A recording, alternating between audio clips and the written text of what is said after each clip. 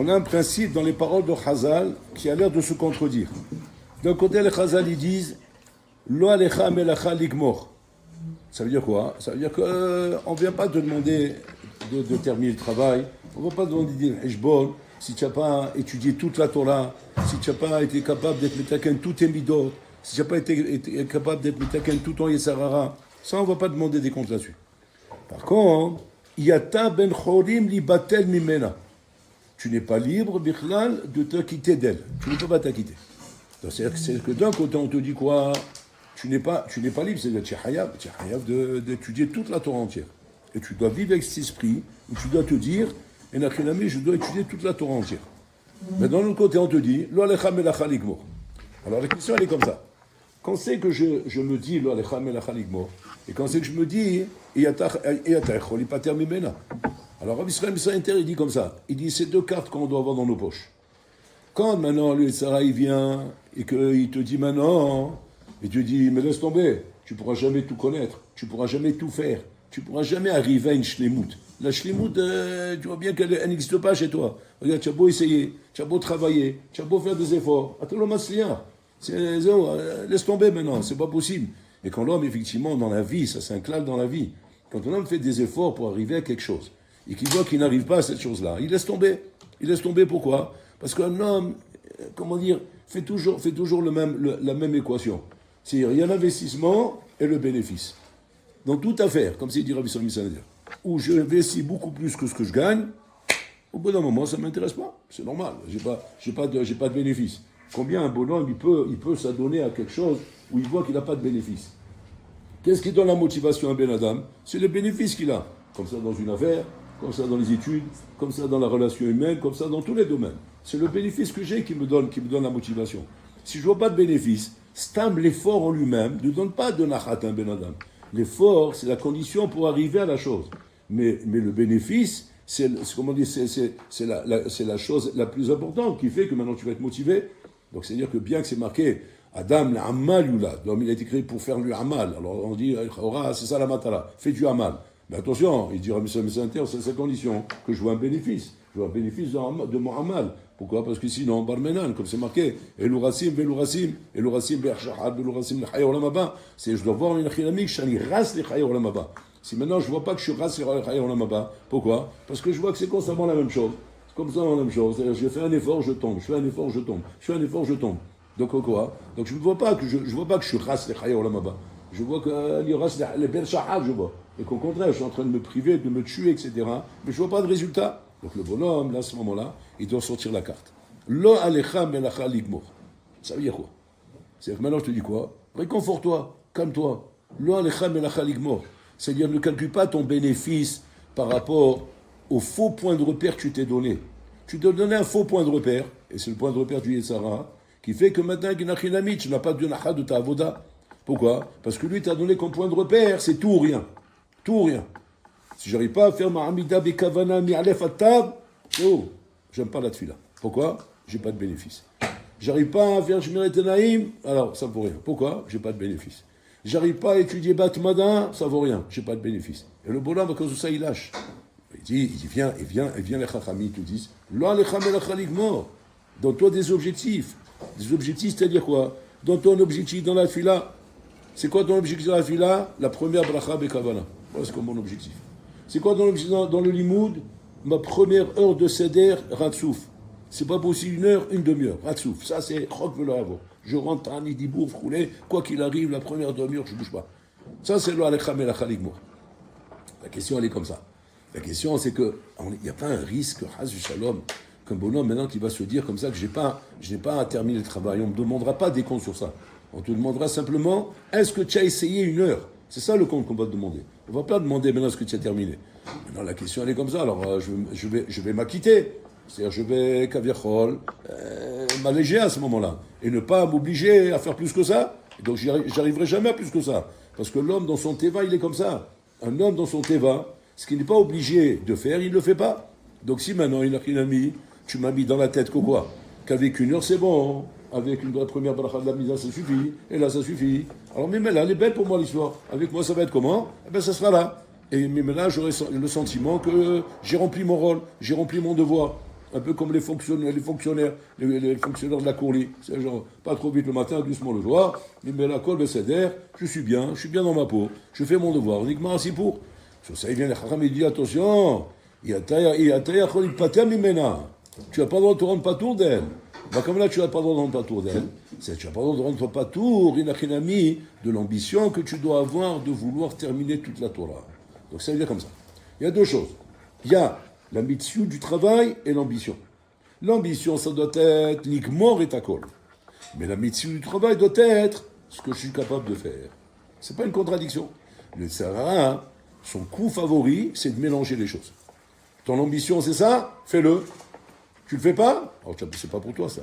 C'est pas pour toi, donc laisse tomber. Et à chaque fois, on se fait des nœuds avec ça. Et à cause de ça, on perd la motivation. Parce qu'on a mêlé l'ambition avec la mitzvah, avec la réalité. Qu'est-ce qui vient, les Chacham, la Torah vient te dire? Non, mélange pas les deux. L'ambition, c'est une chose, et la mitzvah, c'est autre chose. L'ambition, c'est quoi? C'est chez Loïc Pater Mimena, c'est que tu dois vouloir faire toute la Torah entière. Mais la mitzvah, c'est quoi? C'est fais ce que tu es capable de faire. Et de cette manière, Ben Adam Yachol Agia. Comme le Stapler. Le Stapler, il avait un CD de 36 heures d'affilée. Comment il est arrivé à ce CD de 36 heures d'affilée? On lui a posé la question. Il a dit, Ot Hamesh Dakot. Voilà comment il a fait. C'est-à-dire qu'il a travaillé sur le Alecha Limerimor, c'est quoi? Ot Hamesh Dakot. Pas plus que ça. Donc c'est-à-dire que lui, au début, c'était Hamesh Dakot. Et après, Ot Hamesh Dakot, Esser Dakot. Ot Hamesh Dakot, Revacha. Et comme ça, il avance comme ça, tout doucement, sans même savoir, Bechlal, qu'à un moment donné, il va arriver à étudier 36 heures d'affilée. C'est-à-dire, c'était Kaviachol, un truc à la Khalémassé, c'est impossible. Impossible à la Khalémassé. Donc, comment tu vas arriver à une madriga pareille?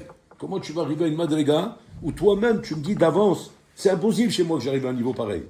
C'est ce que les Chachamim veulent t'apprendre. Les Chachamim veulent t'apprendre, ne mélange pas la mitzvot avec l'ambition. L'ambition, c'est ce que tu veux atteindre. Il faut que tes ambitions de vouloir atteindre les niveaux les plus hauts. Mais pour atteindre les niveaux les plus hauts dans Avodat Hashem, ça se marche comment, Rabotai? Ça marche avec la mitzvah de ce que tu es. C'est-à-dire que tu dois prendre en considération la mitzvah de ce que tu es. Si Enachinami ta mitzvah, c'est quoi? C'est 5 minutes, 5 minutes. Et avec ça, Enachinami, tu vas monter la montagne. Tu vas monter la montagne avec 5 minutes d'effort à chaque fois. Tu dis, mais c'est pas possible. Il faut faire beaucoup plus que ça pour arriver. Non. C'est ça le chiour. Donc, Rachamim, bientôt, là, nous, chiour. Ils ont donné le chiour. Le chiour qui doit être. Et ça, c'est des choses sur lesquelles on va demander des comptes. C'est-à-dire, on va te demander des comptes, pas sur ton ambition. On va te demander des comptes sur le Alecha Limor. C'est-à-dire quoi? C'est-à-dire sur les 5 minutes que tu t'es pas donné. Pourquoi? À cause de ton ambition, on va dire. Mais ces 5 minutes que tu t'es pas donné, c'est sur ça qu'on va te demander des comptes. C'est-à-dire qu'on ne va pas te demander des comptes. Pourquoi tu n'es pas devenu le Gaon de Vina? Pourquoi tu n'es pas venu le Hafez Raïm? Pourquoi tu n'es pas venu le Stapler? Non. On va te demander pourquoi tu n'as pas fait 5 minutes. Tu vas dire, mais moi j'ai toujours compris qu'il faut tout faire. Non. Parce que pour tout faire, il faut faire 5 minutes. Le chemin qui t'amène à tout, c'est les 5 minutes. Et c'est les 5 minutes qu'il faut faire. Et ça doit être quelque chose qui doit être Chok velo yavor chez toi. Chok velo yavor. À partir du moment où c'est clair dans ta tête, où tu as compris, c'est ça la Avoda. Et c'est comme ça qu'on travaille. Et ça a été le sort de la bouteille de tous les Gdolim. Tous les Gdolim, ils ont travaillé comme ça, à bouteille. Ne croyez pas que les Gdolim sont arrivés comme ça, du jour au lendemain, ils sont levés un matin, comme ça, ils sont devenus Gdolim, plutôt la Ador, vous roulez, non, Avdou comme ça, à bouteille. Ils ont su qu'il faut travailler raisonnablement.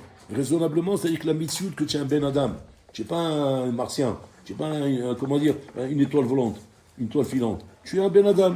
Un Ben Adam, c'est quoi? C'est ce qu'un homme il est capable de faire avec les kélim qu'il a. Les kélim que j'ai, c'est ça, alors je vais faire avec ça. Et c'est ça, la Bouddha.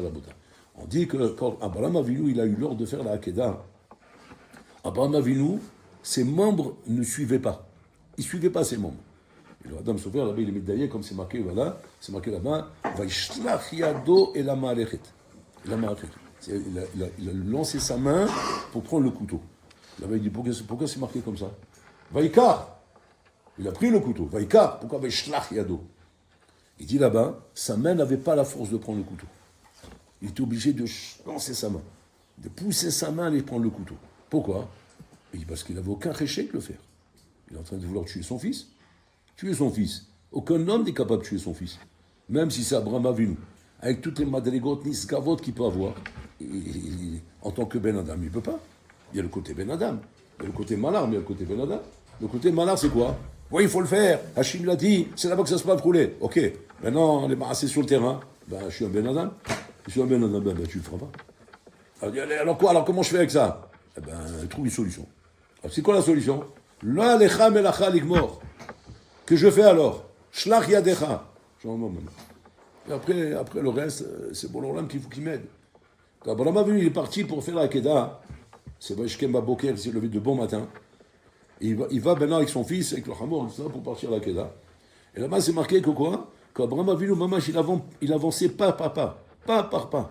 Encore un pas. Et qu'il n'avait pas la force de faire un deuxième pas. C'était la force de faire qu'un seul pas. Et à chaque fois, il avançait comme ça, encore un pas. Tellement ses membres à Botaï étaient paralysés et qu'il n'était pas capable, Bichlal, de courir pour faire. Maintenant, la question est comme ça. D'où on apprend à Botaï la mida de Zrizout. On apprend par exemple que dans une Brit Mila, Zrizim Magdimim, c'est Doraïta. D'où on apprend Zrizim Magdimim? D'Abraham Avinu. Vashkem Abraham Baboker.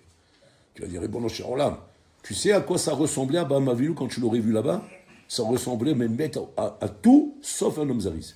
Tout sauf un homme Zaris. Il traîne la patte. C'est comme un homme, tu sens qu'il va à la guillotine. Tu sens pas qu'il a le créché. Tu sens pas qu'il a envie de faire la chose. Il traîne la patte. Tu dis, comment on peut prendre ces résultats de là-bas? Amène-moi un autre exemple dans la Torah. Amène-moi un exemple dans la Torah où tu vois un bonhomme qui va courir, qui va casser les murs pour foncer. Et là, tu vas prendre le Eshkem. Là, tu m'amènes à un cas où il traîne la patte. Il dit le Radam Zofer, il n'y a pas un cas plus fort que celui-là pour te apprendre. Pourquoi? Parce que c'est un cas inachilami qui concerne la mitzvah d'un Ben Adam. Pas la mitzvah d'un Malach, la mitzvah d'un Ben Adam. Qu'un Ben Adam est inachilami, quand on vient te dire maintenant inachilami, vayashkem baboker, c'est ce qu'il peut faire, il ne peut pas faire plus que ça. Parce que sinon il y avait une autre question. Si Mehmet, on a un indien de Zrizim, si un indien de Zrizim, alors le soir il fallait aller.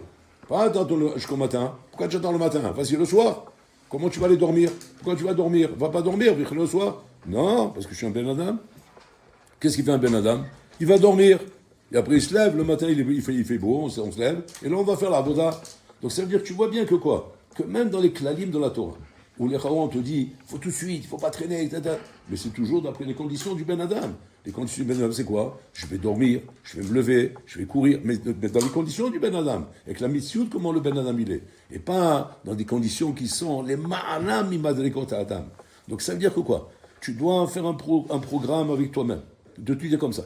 C'est quoi mon programme? C'est quoi les conditions de Ben Adam que j'ai moi? Pas les conditions de Ben Adam que je projette à travers mes ambitions. Ces ambitions, c'est d'être le gadolador. C'est-à-dire, ça met sur le côté. Ça, c'est les ambitions, il faut les avoir. Il faut les avoir, ces ambitions. Mais maintenant, le tornit de Avoda, il n'a rien à voir avec tes ambitions. Le tornit de Avoda est un tornit de Rabotai avec des objectifs réalisables. Des trucs réalisables sur lesquels tu ne reviendras pas en arrière. Donc pour ça, là-bas, il ne s'agit pas de faire des chumrot. Il ne faut pas faire du zèle. Il faut faire des chumrot. Il faut faire les choses en fonction de la mitzvah, de ce que je peux arriver à faire. La baria, c'est quoi? C'est que comme on écoute le Tzarara, et qu'on est constamment en train de faire l'excès de vitesse, donc les maasés, depuis longtemps, tu aurais pu terminer avec tes 5 minutes. Seulement, ça fait encore 10 ans que tu n'as même pas fait 5 minutes. Pourquoi? Tu sais pourquoi? Parce que tu essaies de faire 1 heure. C'est ça ton problème.